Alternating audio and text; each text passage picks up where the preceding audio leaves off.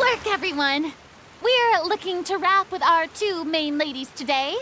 I can already smell our success. What do you mean, looking to wrap? Oh, aren't you the expert now?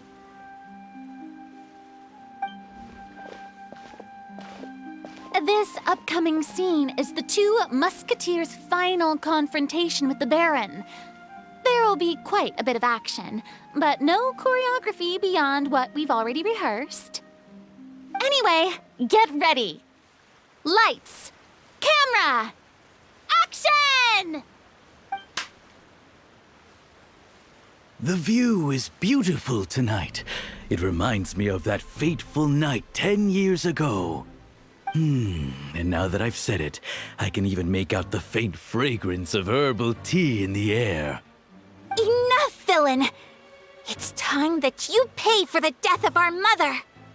My dear Iris, have you forgotten your manners? How can you speak like this to your own father? I'd sooner swallow all of my teeth than call you father. What did I expect?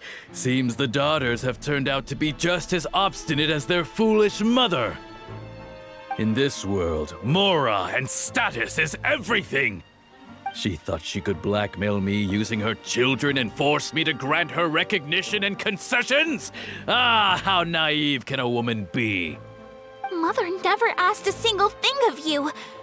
All she wished was for us to live a peaceful life, just like the others. It was you who personally brewed the poison of prejudice and sent Mother to her death. Compared to that deadly poison, the two bullets that will soon pierce through your heart will be like sweet mercy. And that's exactly why I said you're just as naive as her. Did you really think 2 muskets would be enough to defeat me? So let's see. What is stronger? Mora and power, or the 2 muskets in your hands? You've lost. To think I'd lose to my own 2 kids.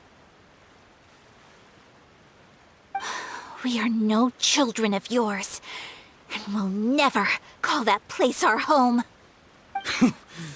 Then tell me, what did you do all this for? You lost your mother, and will soon kill your father as well. What will you gain in the end, other than sentences for your crimes?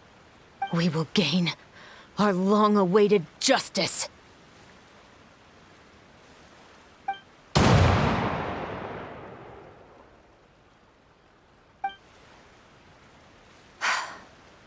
It's over. Finally, it's over.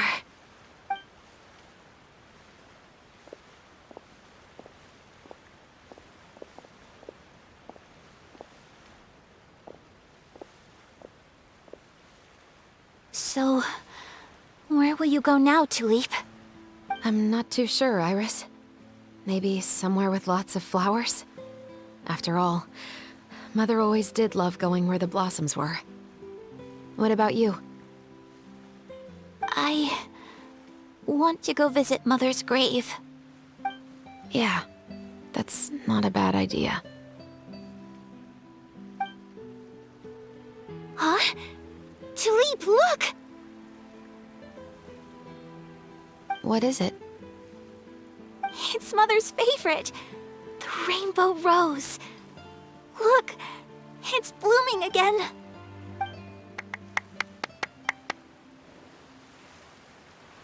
Excellent! That was beyond mesmerizing. Even I didn't expect the scene to go so well.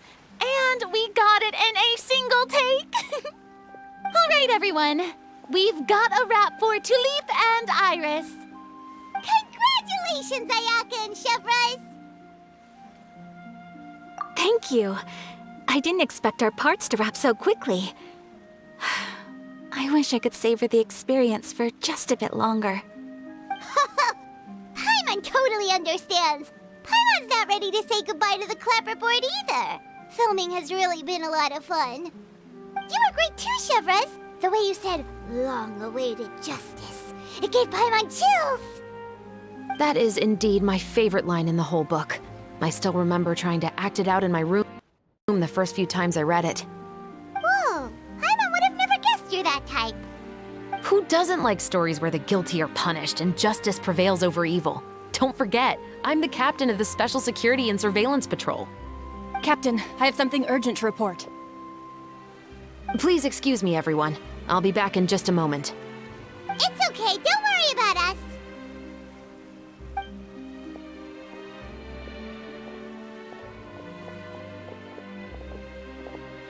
Oh? Was she whisked away by work already? I was just about to tell her how great she did. It seemed like some urgent official business. Then perhaps we should thank the stars that we were able to wrap both of your parts so quickly today. Switching around the filming schedule would have been a real pain. Anyway, I actually came over to let everyone know that we're all done for today. You can go home and get some rest. And one last thing, Miss Ayaka. Your acting skills today were immaculate as always. Are you sure you won't consider taking up full-time acting? See, I just happen to know this great troupe that's still looking for a lead actress. Thank you for your kind words, Director Farina. Unfortunately, there are still many matters that I have to take care of back home at the Yashiro Commission. I cannot remain in Fontaine to pursue an acting career. Nevertheless, I will make sure to treasure this incredible opportunity in my heart. Oh, that's a shame. But I understand. Just let me know if you ever change your mind. I believe it's also about time for me to take my leave. But hopefully I'll see you on set over the next few days. Even though my part's wrapped, I'd still like to swing by and help out the crew. See you tomorrow, Traveler and Paimon. Yep, see you tomorrow! Well, what should we do next? Maybe we'll go investigate the case some more with Chevres today. Traveler, Paimon, please come with me. Huh? Where are we going? You could say that our ship has finally chanced upon one of those small, remote islands of intel.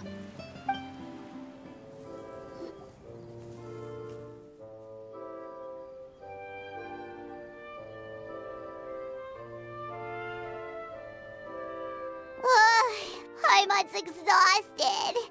Paimon definitely didn't expect having to float this far after a full day of filming. So, Chevres, why did you take us here? Affirmative.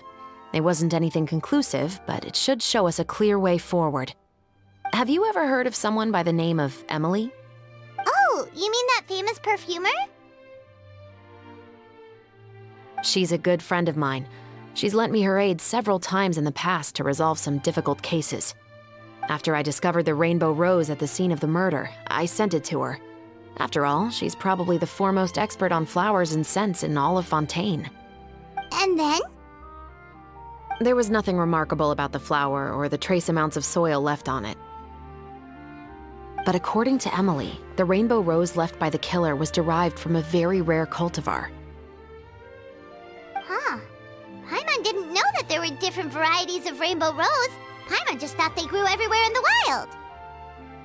Flowers that are deliberately cultivated will always show some different features from those that bloom in the wild. We already knew that the rose left at the scene belonged to a special cultivar, but with Emily's expertise, we were able to pinpoint the place where it was first picked from. Oh, Paimon gets it now. So whoever first planted that rainbow rose was probably the killer. Precisely. And after we checked what we learned against some sales records from the past, we discovered that there's only one person in all of Fontaine who could grow and sell this specific cultivar. Really? And who is it? It's the novelist.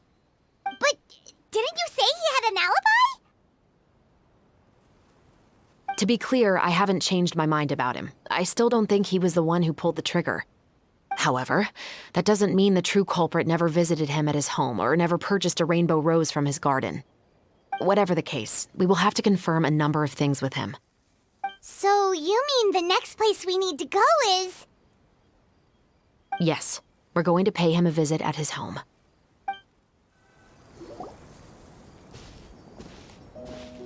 That should be his house.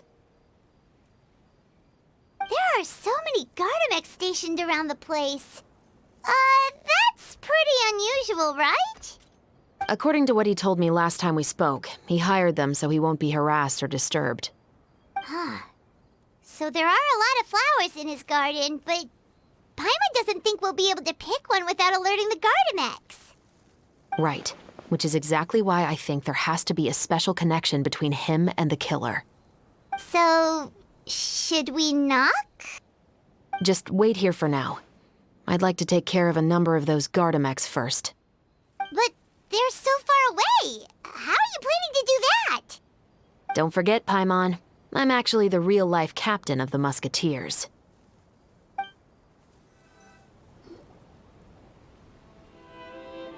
All clear. Let's go. Wait! Paimon's a little nervous now that we know he could be the killer. Can we go over our plan of action again? I'll go knock on the door and make sure it's safe inside. Once we're sure that we're in the clear, I'll ask him to come with us for a quick round of questioning at the guard's headquarters. But can't we just arrest him? We still have no evidence that he's the killer, or that he lent the killer any direct aid. Still, it would be appreciated if you could pick a rainbow rose from his garden for me while I'm talking to him. It'll help the Marechaussee Phantom confirm Emily's theory. Sure, no problem. Just be careful, Chevres.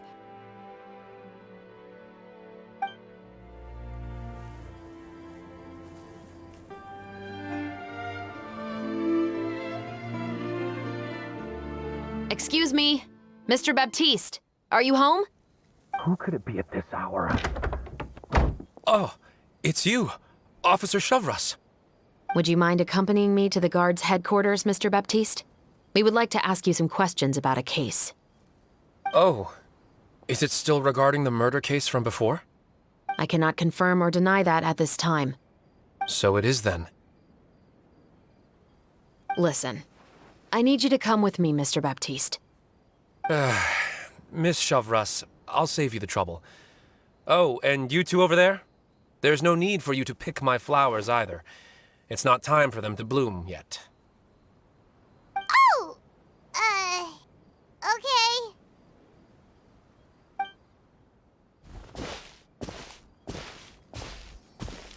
By saving me the trouble, you mean...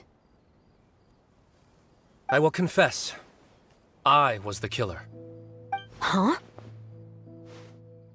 He just admitted he's guilty! Please relax, everyone.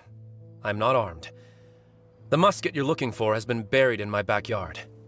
Then it's my responsibility to inform you, Mr. Baptiste, that everything you say right now will be used as evidence for the inevitable trial. Yes, I am perfectly aware of that. I must say, I hate this feeling. Oh? Is it because I confessed? Or because you've been proven wrong? Both, I suppose. For the same reason as the one I wrote out in my novel, of course.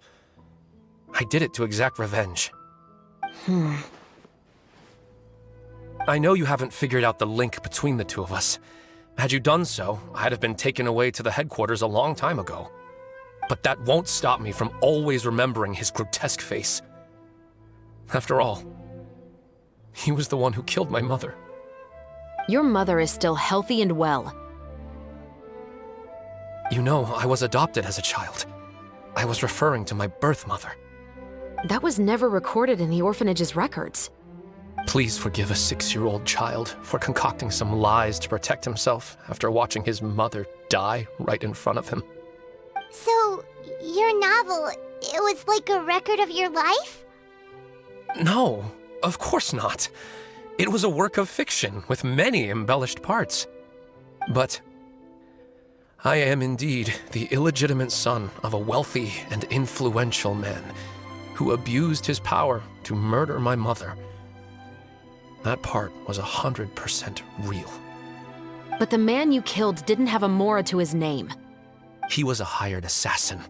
An irredeemable beast who sank his fangs into a defenseless woman just for a few bags of Mora. But if that's really the truth, you wouldn't be telling us any of this now.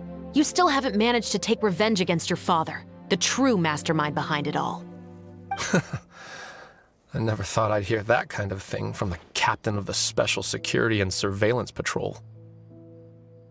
I'm simply skeptical about your motives. It's simple, really. I've grown tired of everything and don't want to shoulder this burden anymore. You may have considered me too soft to pull the trigger. Well, as it turns out, you are exactly right. I've become overwhelmed by the aftermath of the murder. So you're going to call a stop to your revenge, just like that? The true mastermind is too rich and too powerful for me. I've accepted that I will never be able to avenge my mother alone. And so what? The characters in your book never gave up. Now, Officer Shavras, I'm the one who has killed a man, aren't I? Are you trying to convince me to commit another crime? What's your father's name? How do you plan to prove the veracity of all of your claims? Well, I'd like to speak with you privately. Sure. Why don't we speak privately at the guard's headquarters? No, it has to be here. I must ensure that we won't be overheard. Fine.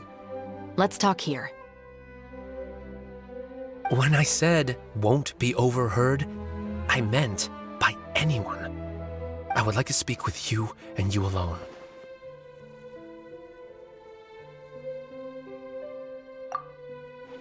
Thanks. I appreciate it. Please stay safe, Chevres.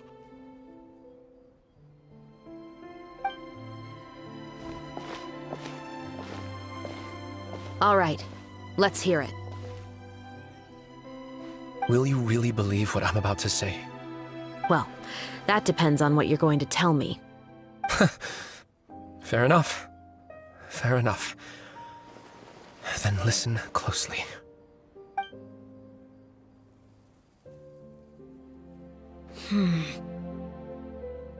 So that's how it's all connected. So, it seems you believe me after all. Do you want me to go public with this? No, of course not. At least, not right now. Then why did you bother telling me? You've read my work.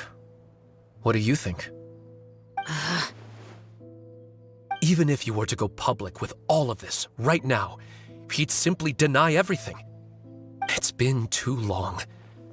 Almost 20 years. Anything that could be used as evidence has long faded away. Even if there might have been a solitary island of truth once upon a time, it has long sunk beneath the waves by now. Justice will never find him. Not if you don't try. I know that as the captain of the Special Security and Surveillance Patrol, you will always stand on the side of justice. But do you really think a cushy life in prison really constitutes justice for him? I bet he could lead an extremely comfortable life in the fortress of Meripede. What are you trying to say? I've been observing you from a distance. Your portrayal of the musketeer was exquisite. Pull the trigger of justice against him. Let the villain get what he deserves. You want me to let you go so you may complete your revenge? No, Officer Shavras. I know that would be impossible. No. What I'd like is for you to perform the deed on my behalf. Oh, Chevres sure is taking her time. What could they be talking about anyway? Oh, Paimon's worried. What if he decided to attack her?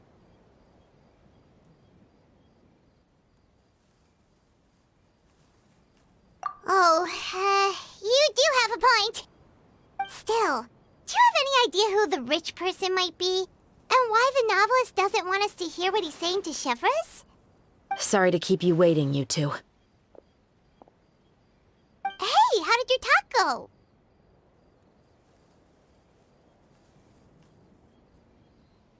I've already sent someone to escort Baptiste back to the headquarters for questioning. He wasn't lying about the musket. It was indeed buried in his backyard. But what about the name? Did he tell you the name of the rich guy? Yes, he did. But for now, I have to return to the Special Patrol. There are still a few loose ends I need to tie up.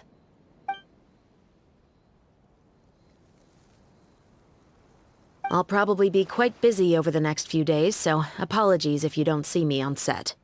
All right, Paimon understands if you can't tell us everything you know. We'll just keep an eye on the Steambird then. Actually, there's still something else I need your help with.